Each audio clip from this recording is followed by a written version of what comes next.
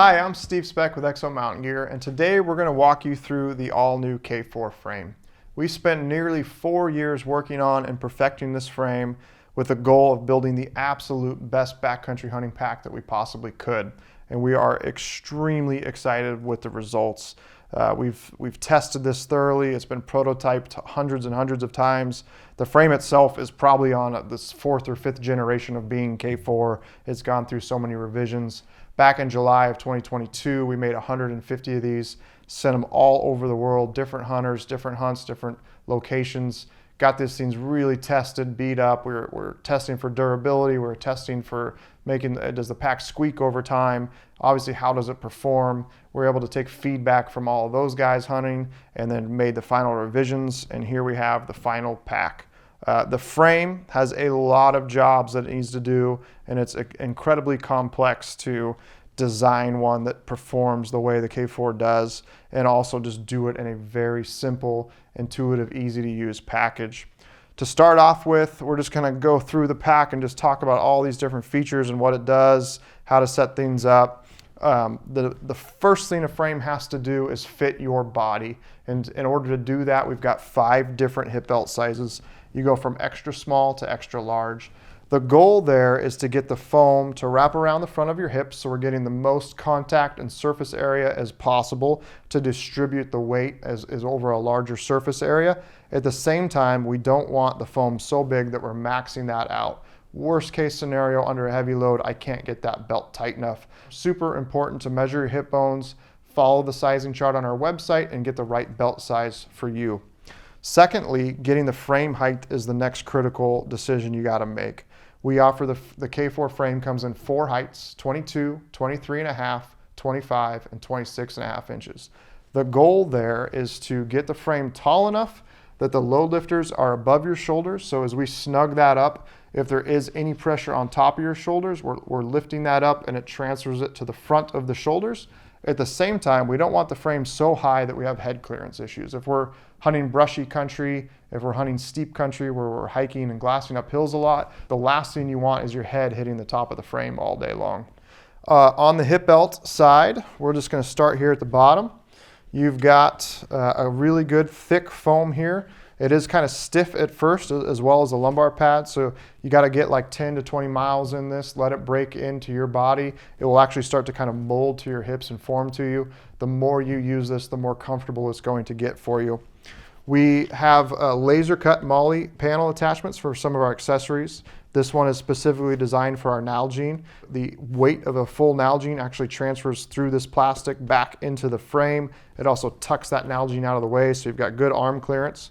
On this MOLLE panel here, you can add our hip belt pouch. You can add an ivory pistol holster there, as well as out there on the market, there's hundreds of other companies that make MOLLE accessories that will then just work with ours. So it opens up the door to use a lot of different accessories if there's something specific you need.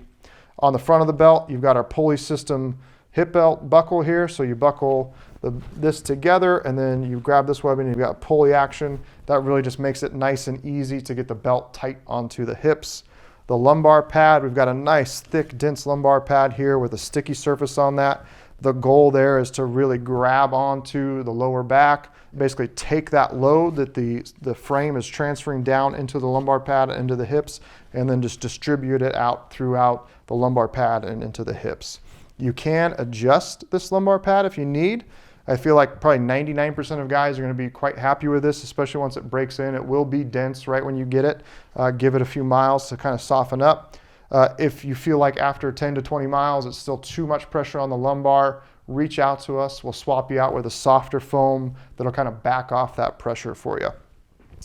Moving up to the harness, the harness itself has 6 inches of torso adjustment. You simply take this tab right here and this tri-glide, turn it horizontal, and you're going to pop it through the frame panel like that. And that's how you'll adjust up and down. And then when you find the spot you want to put it in, you just feed this webbing through, pull it down tight.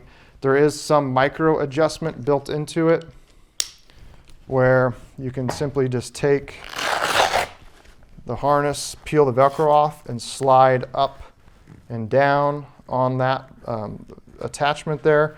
So one thing I have noticed with K4 is it does seem to be a little bit more finicky on exactly where the harness is placed. Sometimes half an inch makes a huge difference. So if you're hiking down the trail and you feel like you're just not quite happy where the pressure is, or if there's pressure on your shoulder harness, just stop, slide that down half an inch, hike. If you think that feels good, maybe try a little bit lower, see if it feels better, and just fine tune that over that first 10 to 20 mile break-in period. You're going to find that sweet spot where the harness just feels fantastic. Another thing we focus on is making sure that the frame breathes well for you. We have a really good large ventilation area here between the lumbar pad and the shoulder harness. We're getting good airflow through there, and then the air can travel up between the shoulder blades on the harness here as well. And the goal there is just to keep you as dry as possible. When we're out there, sweat is, if it's cold, that's an issue. If it's hot, it's an issue. We're just trying to prevent as much of that as possible. We also use spacer mesh in the harness for that very reason. It breathes better. When it does get wet, it dries quicker. On the front of the harness, you'll also notice 2 other laser cut MOLLE panels. We don't have any accessories available right now that fit for that, but we are working on some. We'll specifically have a Garmin InReach mini holder that will mount on there. Also working on an elk reed holder. And then again, just like the hip belt, because it's precision cut laser MOLLE, that any other accessory out there on the market from other companies, you'll be able to attach to this. So it just really opens up the door to be able to put a lot of other accessories on our packs that we may not make that you have a specific requirement for. You've got your adjustable sternum strap, which you can slide up and down to tailor the height that's fitting on your body. That pretty much covers the front side of the pack. You got a nice grab handle here at the top, and then our lid straps right here. They're sewn right here, and this is your lid strap and bag attachment is kind of all in the same area. You can watch our videos on how to remove the bag from the frame that go over that topic specifically. Moving to the back side of the frame, there's obviously a lot going on here. On the lower here, you've got the frame pockets that the carbon frame inserts into, and then you got the frame upper itself. You can swap out stays. You can go between a 22 and a 23.5. So those 2 frame heights share the same fabric upper, and then 25 and 26.5 share the same fabric upper. And you can customize the frame height in between there. So if you're like, man, you know what frame height you like. Like, I really like a 25 3/4. You can buy our 26.5 inch frame height or stays, cut them down to 25 3/4. We'll actually have a video on how to do that. Put them in there and basically have a custom frame height just for yourself. Other features on the back side of the frame here. Down here, you'll see these 2 loops. Those are for our crib attachment. It's a 3/4 inch metal hook that hooks into those. And then you've got our crib that basically forms a shelf, comes back up, and that attaches to these 2 loops up here at the top. You're seeing the 4 compression straps here. This compression strap here and this one here are the 2 that go back to the bag. And then these 2 are the ones that stay on the frame all the time. When you have these unrolled, there's actually an orange bar tack on there that indicates that these are the frame compression straps. That way, when you're out there loading meat and it's maybe dark or you're new to the system, it gives you just a visual indicator of which strap is which. One new thing with K4 is we went to all opposing male-female buckles. So when you are running the frame without the bag on there, you can buckle these all together, and it just gives you some added versatility as far as strapping loads to the frame goes. Moving on to just overall performance of the frame, there's 2 goals we're trying to achieve. One is we want this frame to be as lightweight and comfortable and just move with your body all day long. I want the pack to feel like a lightweight internal frame day pack. And then one of the ways we do that is through creating a lot of lateral movement in the frame. The frame's really gonna move with your body and just work with you. When you've got your 20 pound, 30 pound, 40 pound loads, or you're just hunting with camp on your back all day long, you barely notice the pack is on your back. One cool thing with K4 was with the carbon stays. I've got one sitting right here. I was able to design some give into the stay itself. So again, along with that lateral movement, as you're bending over, you get just a little bit of flex that just feels comfortable on your back, and it doesn't have that like really rigid external frame feeling where you're just like, you're wearing a backpack all day long. On the flip side of that, we also need the frame to haul heavy loads out of the mountains as comfortably as possible. Whether that's 80 pounds or 140 pounds, we're trying to haul that as comfortably as possible. And the ways we do that are, one, obviously just overall design of the frame, but two, the frame needs to maintain its shape and not distort the suspension side of the frame as it gets loaded heavy. So the two specific areas for that are, one, vertically, this thing is very, very rigid. You're gonna get very little flex. I could dang near stand on top of this and it's not gonna change shape very much. And two, the frame can't barrel. Barreling is when if you got the frame this way and I'm strapping loads of meat to it, and as I tighten up these straps, it's literally barreling the suspension, and that can go all the way through the center line of it. So the middle of the harness is poking into your back, all the way to creating a pressure point in the lumbar pad. We prevent barreling by using horizontal carbon stays in here, where the load, wherever it's pushing into, it can't barrel. And then we use a good dense plastic. We actually use 2 layers of plastic in here in the middle, again, preventing any shape distortion. And that's going to, as you load this up heavy, the pack and the frame just gets, you can feel the weight on your back, but it doesn't get uncomfortable. We aren't creating distinct pressure points in the back. Another thing a frame needs to do is, obviously, we're putting these through pretty extreme environments at times, and it just needs to be tough.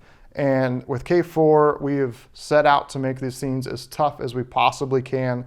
Every single critical connection point is double, triple stitched. The buckle here at the hip belt has got 2 layers of stitching. It's stitched on at the front, and there's a whole nother stitch that actually runs all the way around, and we back stitch here so that even if one stitch fails, the other one's not going to fail behind it. Same thing with the harness connection here. You got double rows of back stitching and then stitching around the perimeter of that MOLLE tab. The plastic that's sewn in here, we actually pre-bind with a nylon binding so that there's 2 layers of fabric in between the plastic and the outside edge. And the goal there is just long-term durability. We don't want that plastic wearing through the 500D Cordura. The frame pockets are reinforced. You've got 1000D Cordura sewn inside this nylon webbing. Again, just making the frame pocket as tough as possible. The harness, you'll notice double bar tacks down here on the harness. Again, a critical connection point. If one were to fail, the other one's there to back it up. Same thing with here at the top of the frame. You've got dual bar tacks. There's 4 bar tacks connecting this metal tri-glide to the top of the frame. 2 below and 2 on top. The frame, the harness connection to the frame. Right here, you've got 4 bar tacks, 2 on top, 2 on bottom, and we actually take another step here and put another piece of fabric underneath the 500D Cordura so that these 4 bar tacks are going through 2 different layers of fabric, really, again, just highlighting being absolutely tough. And the last thing I want the frame to do is to have a failure on you while you're out there in the backcountry and you're loading that pack up, and when you need it to perform at its best, it fails you. So there's all these fail safes in place on the K4 frame. The most important, and frankly to me the coolest aspect of the toughness durability, is that this entire frame upper is made out of what's called squadron fabric. This is 1000D fabric laminated to 500D fabric. This stuff is incredibly tough. It's been in existence for quite a while now, primarily used in military tactical armor plate vests. This stuff is, again, just bomb-proof. You will not, over time, ever have wearing through where the frame wears through the fabric. Here at the top, it's incredibly tough. We've just been really blown away by how tough this is. And another cool aspect is, as tough as the frame is, it's also incredibly light at 2 pounds, 15 ounces. With a small belt and a 25-inch frame, this thing weighs 2 pounds, 15 ounces. The performance, the durability, everything we're able to put into this pack, the fact that it weighs 2 pounds, 15 ounces is pretty incredible, frankly. One of the other big areas that we've seen issues with, and frankly we've had in the past and other companies have as well, is squeaking on the pack. And we certainly work to eliminate that as much as possible. As one of the biggest things I wanted to test last year when we sent those 150 packs out is, as you get to a larger scale of packs out there, you might find 1 or 2 that squeak. And so making sure that we're addressing those. One of the biggest areas where we address that is in the frame itself. The compression molded carbon fiber, we actually put a sandpaper-like texture on both sides of it. So over time, you don't have this smooth, flat surface here where that's where we found in the past where squeaking has happened. It doesn't necessarily start that way, but after a year of use, year 2, you start to develop squeaks. We've really so far been, these packs have been near silent. We also take any place on the frame where you've got hard surfaces against fabric as a potential squeak. So all the plastic, again, we bind the outside and then we make sure we stitch it down so that there isn't any loose fabric anywhere that can kind of rub back and forth and cause squeaking on the pack. Again, it's something we're hyper aware of. As a bow hunter myself, I cannot stand a noisy pack, and we make sure we do everything we can. We even go to the limit of these horizontal carbon rods in here, you can remove over time. So as the pack gets crusty with blood and dirt, you can actually, if you disassemble everything, we've got a separate video on how to do this, you can take those out, clean them up, rough them up with sandpaper, put them back in. I feel like that could be an issue, 3-4 years down the road. You'll have that ability to take those out, sand them down, rough them up a little bit, and eliminate the squeak there potentially. Next step here, I'm just going to show you how quick it is to swap out the frame stays in the bottom here if you want to change out to different frame heights. So you do have that option, a 22-inch and a 23.5-inch frame stay share the exact same fabric upper, and a 25 and 26.5-inch frame share the same fabric upper. So you can swap between those two sizes. To do that, you simply come here to the bottom,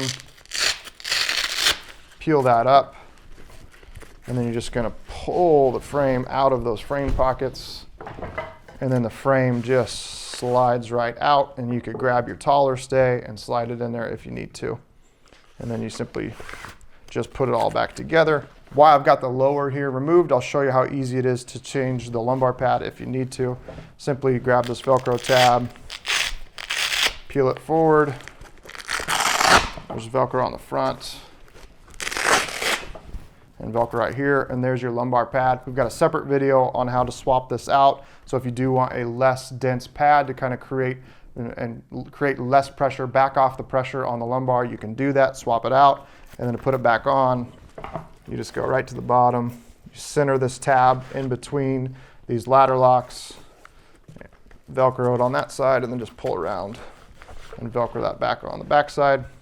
And then to reinsert the frame, you just get one side started a little bit, go over to the other side, now slide right in, and then you just simply Velcro that tab down. That pretty much covers the K4 frame. I said there is an incredible amount of things going on in here in a very simple, lightweight 2-pound, 15-ounce package. Very, very happy with the performance of this. At the end of the day, we get a lot of questions on what's the difference between K3 and K4. And Mark and I, in our talking back and forth, kind of narrowed that message down to truly, it's not features, it's performance. You just got to put this thing on your back and spend a season in the mountains, and after that, you'll truly understand the difference of K4. So for more information, check us out at exomountaingear.com.